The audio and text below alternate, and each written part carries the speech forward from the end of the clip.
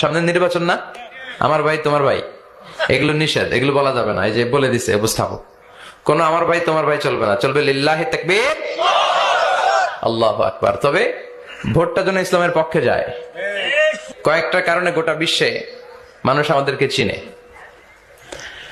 এর মধ্যে একটা হচ্ছে দুর্নীতি, আরেকটা হচ্ছে অপরিচ্ছন্নতা। আমরা যেখানে সেখানে আবর্জনা ফেলি, দেশের বাইরে গেলে একটু পরিষ্কার চলি, দেশে আসলে যেই সেই। সিঙ্গাপুরে আপনি রাস্তায় থুতু ফেললে জরিমানা মাত্র $300। কত? রাস্তায় যদি আপনি লিটারিং করেন, আপনি থ্রো করলেন কোন জিনিস, চিপস খাওয়ার পরে চিপসের প্যাকেট ফেলে দিলেন, এটা পুলিশ দেখলে আপনারে $500 জরিমানা দিবে। একজনকে সুবহানাল্লাহ।